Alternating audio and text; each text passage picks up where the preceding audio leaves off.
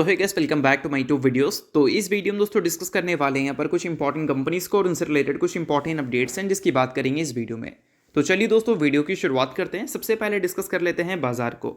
सो दोस्तों अगर सेंसेक्स की बात करें तो उसमें हमें 800 पॉइंट की जंप देखने को मिल रही है और वही निफ्टी 50 की बात करें तो वहाँ पर जंप का नंबर है 275 पॉइंट से भी ऊपर। अब इसके पीछे का क्या रीज़न है? मार्केट अगर आज के दिन ऊपर गई है तो रीज़न से ही गई होगी, क्योंकि छोटी मोटी तेज़ी अगर दिख जाती है तो चलो वो विदाउट एनी रीज़न भी हो सकता है। बट आज के दिन मार्केट में अगर बड़ी तेज़ी है तो इसके पीछे का रीज़न क्या है? तो देखो दोस्तों, अभी एक पॉइंट मैं आपको बता देना चाहूँगा। ये जो डेटा यहाँ पर मेंशन किया गया है ये 1:30 बजे तक का डेटा है। सेकेंड हाफ में जनरली इंस्टीट्यूशन का पार्टिसिपेशन बढ़ जाता है, तो हो सकता है कि आपको सेंसेक्स और निफ्टी में जो क्लोजिंग देखने को मिले वो 800 पॉइंट से देखने को ना मिले या 275 ऊपर देखने को ना मिले। तो इस चीज़ पे थोड़ा ध्यान देना। बट अब बात कर लेते हैं कि क्या ऐसे की रीजंस हैं जो कि मार्केट को ऊपर आज के दिन के ट्रेडिंग सेशन में ले गए हैं। तो दोस्तों चलिए सभी की रीजंस की बात करते हैं, बट उससे पहले चैनल को सब्सक्राइब नहीं किया है तो चैनल को सब्सक्राइब करके बेल आइकन प्रेस कर लो ताकि आने वाली जितनी भी अपडेट्स हैं उसका भी नोटिफिकेशन आपको सबसे पहले मिल सके। सो दोस्तों आप सभी को पता होगा कि हमारे आरबीआई ने इस फाइनेंशियल ईयर को लेकर जो इकोनॉमिक ग्रोथ गाइडेंस दिया था वो 7% से ऊपर का था, बट अभी जो उसने गाइडेंस दिया है वो 6% के आसपास है। तो सिंपल सी बात है कि हमारे इकोनॉमिक ग्रोथ में एक स्लो डाउन हम विटनेस कर रहे हैं। और एफ की अगर हम बात करें, फॉरेन इंस्टीट्यूशंस की बात करें, तो वो इंडियन मार्केट में क्यों पैसा डालते हैं ज़्यादा? क्योंकि वो इंडियन इकोनॉमी में बाकी सारी कंट्रीज़ के मुकाबले ज़्यादा ग्रोथ विटनेस करते हैं या फिर ज़्यादा ग्रोथ उनको लगता है कि मिल सकता है। तो इस वजह से तो अभी ग्रोथ में एक स्लो डाउन दिखी है, इस वजह से एफ ने बहुत ज़्यादा पैसा निकाला है। बट अभी क्या है कि कोई न्यूज़ के बेसिस पे मार्केट में तेज़ी नहीं है, सिर्फ और सिर्फ उम्मीद के बेसिस पे तेज़ी है। अब ये उम्मीद ऐसा नहीं कि पहली बार हमें दिखा है। जब 2024 में लोकसभा इलेक्शन के रिजल्ट आने वाले थे तो उम्मीद किया गया था कि बीजेपी मेजोरिटी लेकर आएगी। रिजल्ट से एक दिन पहले बहुत ही बड़ी मार्केट में तेज़ी दिखी थी, बट रिजल्ट हमें एकदम शॉकिंग देखने को मिले। मार्केट ने एकदम डिफरेंट रिएक्ट किया, बहुत बुरा गिरा था नेक्स्ट ट्रेडिंग सेशन जिस दिन रिजल्ट थे। तो वही चीज़ आप यहाँ पर भी फॉलो कर सकते हैं। देखो यहाँ पर मेंशन भी किया गया है कि इन्वेस्टर होप लगाकर बैठे हैं कि गवर्नमेंट कुछ पॉलिसीज़ का अनाउंसमेंट करेगी जो कि हमारे इकोनॉमिक ग्रोथ को सपोर्ट कर सकता है। अब ये चीज़ होगा नहीं होगा वो एक अलग मसला है, बट मार्केट जिस रीज़न की वजह से आज के दिन ऊपर है वो मैं आपको समझाने की कोशिश कर रहा हूँ। तो इन्वेस्टर्स की उम्मीद है कि गवर्नमेंट कल के दिन जो बजट अनाउंस करेगी उस बजट में कुछ ऐसे पॉलिसीज आएंगे जो कि हमारे इकोनॉमिक ग्रोथ को ऊपर ले जा सकते हैं। तो ये पहला रीज़न है जो कि बाजार को आज के दिन ऊपर ले गया है। अब उसके अलावा दोस्तों दूसरा और इम्पॉर्टेंट ये भी है, बोल सकते हैं, स्ट्रॉन्ग परफॉर्मेंस आपको दिख रही है आईटी सेक्टर में, ऑटो सेक्टर में और कंज्यूमर स्टॉक्स में। अब देखो आईटी सेक्टर की बात करें तो उनके नंबर्स पहले के मुकाबले तो बेटर हमें देखने को ज़रूर मिले हैं। ऑटो सेक्टर में कुछ कंपनीज ठीक हैं बट कुछ कंपनीज उतनी इंप्रेसिव नंबर्स रिपोर्ट नहीं कर पाई हैं। और कंज्यूमर स्टॉक्स जिसमें एफएमसीजी कंपनीज आ जाती हैं, उन सारी कंपनीज से इस Q3 में तो कुछ उम्मीद ही नहीं किया गया था, बट उसने जो रिपोर्ट नंबर किया वो उम्मीद से थोड़े बेटर दिखाए। इस वजह से आज के दिन ये जो हाई वेटेज सेक्टर है उसमें अच्छी परफॉर्मेंस दिखी है। इस वजह से इंडियन मार्केट भी आज के दिन थोड़ा सा ऊपर दिखा है। अब उसके अलावा दोस्तों इस बजट में उम्मीद ये भी किया जा रहा है कि हमें टैक्स कट होता हुआ देखने को मिल सकता है जो कि हेल्प कर सकता है इंडिविजुअल को और बिजनेसेस को बढ़ावा देने के लिए। और ये अगर होता है तो नो डाउट हमारे इकोनॉमिक ग्रोथ में इसका एक काफ़ी बड़ा कंट्रीब्यूशन होगा। बट देखते हैं कि होता है या नहीं। बट अभी तक जो बोल सकते हैं एक्सपेक्टेशंस हैं वही मैं आपको समझाने की कोशिश कर रहा हूँ। बाकी कल के दिन तो हमें फैसला आता हुआ देखने को मिल जाएगा। अब उसके अलावा दोस्तों और भी कुछ रीजंस हैं जिसमें आपको मेंशन देखने को मिलेगा कि फॉरेन इन्वेस्टर्स की जो सेलिंग है वो थोड़ी सी स्लो हो चुकी है। मुझे पर्सनली नहीं लगता कि ऐसा कोई रीज़न है, क्योंकि अगर हम लास्ट ट्रेडिंग सेशन की बात करें तो एफ ने 10,000 करोड़ की आसपास की बिकवाली की थी, खरीदारी की थी और 15,000 करोड़ के आसपास की बिकवाली की थी। नेट चेंजेस अगर देखोगे तो 4,500 करोड़ उन्होंने मार्केट से निकाला था। और एक हफ्ते पहले का भी डेटा अगर देखोगे तो ऐसा ही कुछ था, और उससे पहले का भी अगर डेटा देखोगे तो ऐसा ही कुछ था। तो एफ की बिकवाली में तो कोई कमी हमें देखने को नहीं मिल रही है, बट फिर भी एक डेटा यहाँ पर चिपका दिया गया है।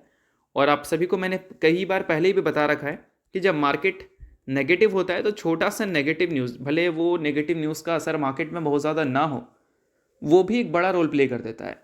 और जब मार्केट ऊपर रहता है तो एक छोटा सा पॉजिटिव न्यूज़, भले उस पॉजिटिव न्यूज़ का इम्पैक्ट मार्केट में कोई बड़ा ना हो, बट फिर भी मार्केट उसके बेसिस पे रिएक्ट कर जाता है। तो 5 रीज़न यहाँ पर देने थे तो 5वां रीज़न ऐसा दे दिया गया है। तो ये सारे दोस्तों कुछ की रीजंस हैं जो कि आज के दिन बाजार के तेज़ी का बोल सकते हैं एक बड़ा क्रेडिट ले रहे हैं। तो चलिए अब बात कर लेते हैं कुछ कंपनीज़ की।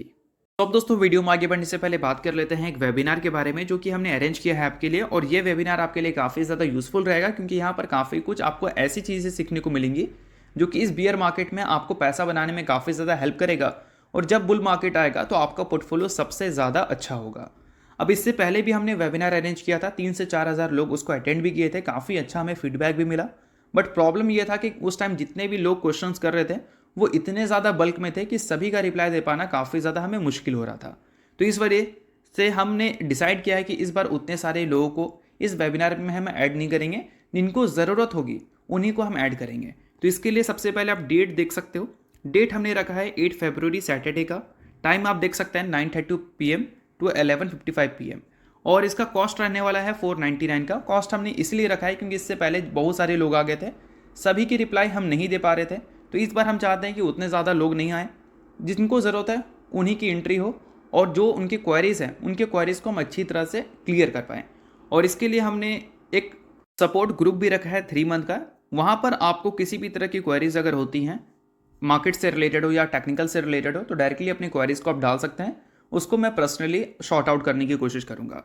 अब सबसे इंपॉर्टेंट चीज़, इस वेबिनार में आप सीखने क्या वाले हो, तो इसके कंप्लीट डिटेल्स आप यहाँ पर देख सकते हैं। अभी सबसे इंपॉर्टेंट क्या है कि मार्केट में मैक्सिमम लोगों का पोर्टफोलियो 30 से 40% नीचे है। अब इसके पीछे का सबसे बड़ा रीज़न क्या है? रीज़न दोस्तों ये है कि काफ़ी सारे लोगों को पता ही नहीं है कि एक्चुअल में हमें एंट्री स्टॉक में कहाँ लेनी है, तो वो चीज़ मैं आपको समझाऊंगा। उसके अलावा एंट्री कहाँ नहीं लेनी है वो भी मैं आपको समझाऊंगा। और जब मार्केट गिरता है तो आपके पोर्टफोलियो में कम से कम लॉसेस हो, ये कैसे होगा ये भी मैं आपको समझाने की कोशिश करूंगा। उसके अलावा जो फंडामेंटल्स इंपॉर्टेंट चीज़ें होती हैं वो भी मैं आपको समझाने वाला हूँ, और साथ में मार्केट से पैसा कैसे बनाना होता है उसके भी काफ़ी सारे आपको फॉर्मूलाज देखने को मिलते हैं, वो भी मैं आपको सिखाने वाला हूँ। तो ये जो कंप्लीट डिटेल्स यहाँ पर दिख रही हैं, यही सारी डिटेल्स आपको मार्केट में एक सक्सेसफुल इन्वेस्टर और ट्रेडर बनने में हेल्प करती हैं। तो ये सारी चीज़ें अगर आप लेना चाहते हैं इस वेबिनार से, तो लिंक मैंने आपको अपने व्हाट्सएप का दे रखा है डिस्क्रिप्शन में और पिन कमेंट में। लिंक के थ्रू आकर अपनी क्वेरीज आप मुझसे डाल सकते हैं। मैं पर्सनली सारी डिटेल्स आपको वहाँ पर भेज दूंगा, जिसके थ्रू आप इस वेबिनार को ज्वाइन कर सकते हो। तो दोस्तों इस लिस्ट की पहली कंपनी रहने वाली है वारी एनर्जीज लिमिटेड।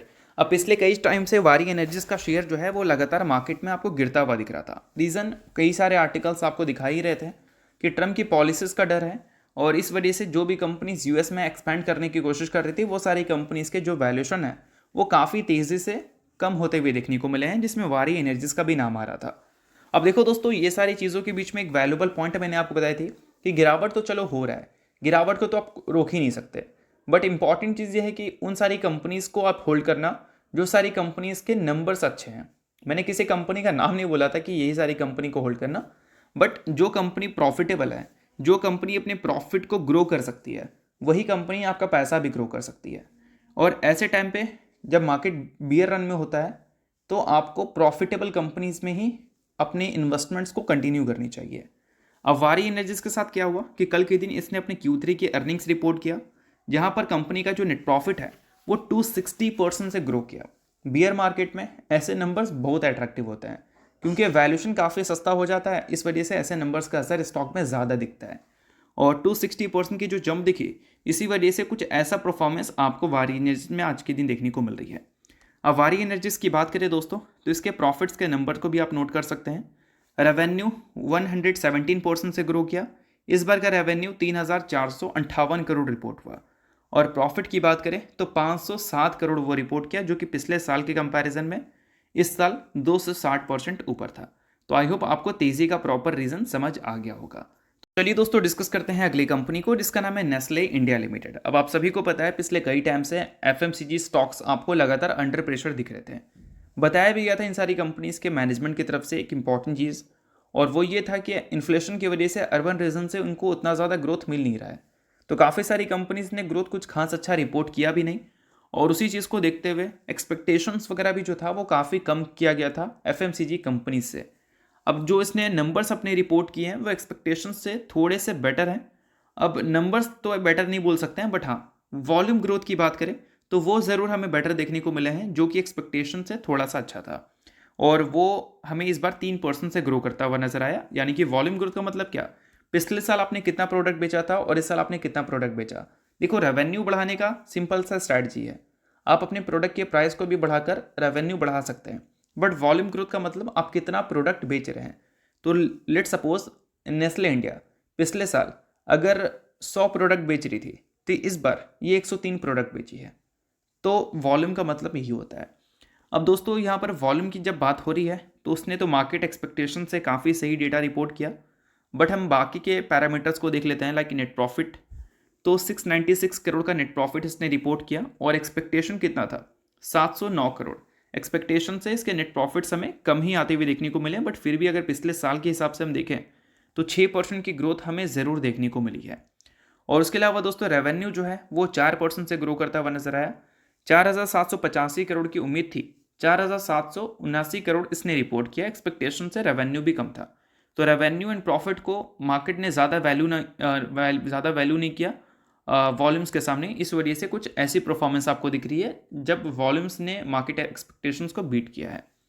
तो चलिए अब अगली कंपनी को डिस्कस करते हैं, जिसका नाम है Jindal steel power limited. Jindal steel and power limited, जो कि आज के दिन के ट्रेडिंग सेशन में अच्छी खासी गिरावट रिपोर्ट करती हुई दिख रही है। अब इस गिरावट के पीछे का क्या रीज़न है दोस्तों? तो गिरावट के पीछे का रीज़न कंपनी के अर्निंग्स है। इस कंपनी ने जो अपने स्टैंड अलोन अब बोल सकते हैं EBITDA रिपोर्ट किया वो 10,668 करोड़ का था। एक्सपेक्टेशन था 11,230 करोड़ का। एक्सपेक्टेशन से हमें नंबर्स EBITDA के कम देखने को मिले। तो ये पैरामीटर के बेसिस पे आज के दिन के ट्रेडिंग सेशन में ये स्टॉक अच्छा खासा आपको पिटता हुआ दिखा।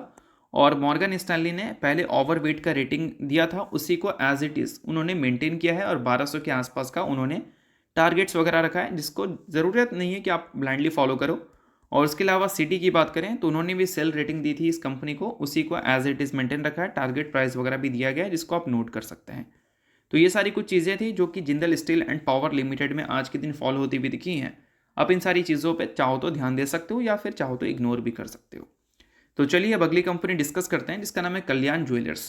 पिछले कई टाइम से कल्याण ज्वेलर्स लगातार आपको अंडर प्रेशर दिखी थी, बहुत ज़्यादा गिरावट दिख रहा था, बट आज के दिन के ट्रेडिंग सेशन में 10% की अपर सर्किट इसने हिट कर दिया है। अब इस सर्किट के पीछे का क्या रीज़न है? तो इसने कल के दिन अपने Q3 के अर्निंग्स रिपोर्ट किया, जहां पर कंपनी के जो नेट प्रॉफिट है वो ईयर ऑन ईयर बेसिस पे 44% से हमें ग्रो करते हुए नजर आए। और 44% की जो ग्रोथ की नंबर थी इसके नेट प्रॉफिट का, इसी वजह से आज के दिन कुछ ऐसा परफॉर्मेंस आपको कल्याण ज्वेलर्स में देखने को मिला। और सिर्फ नेट प्रॉफिट नहीं, अगर रेवेन्यू की बात करें तो उसमें भी हमें 40% की ग्रोथ देखने को मिली है। तो क्या अगर आप इस कंपनी के शेयर होल्डर हैं तो आप नो डाउट इससे काफ़ी ज़्यादा खुश हुए होंगे। बट इस वीडियो में जितनी भी सारी चीज़ें थी वो सिर्फ एजुकेशन पर्पज़ के लिए थी कि आज के दिन इन सारी कंपनीज में तेज़ी क्यों है, रीज़न क्या है, ना कि किसी भी तरह का बाइंग सेल रिकमेंडेशन है। तो चलिए दोस्तों, ये वीडियो यहीं तक था। आपको करता हूँ वीडियो आपको अच्छा लगा, वीडियो लाइक कीजिए, पहली बार सब्सक्राइब कीजिए। वीडियो के लिए बहुत बहुत शुक्रिया।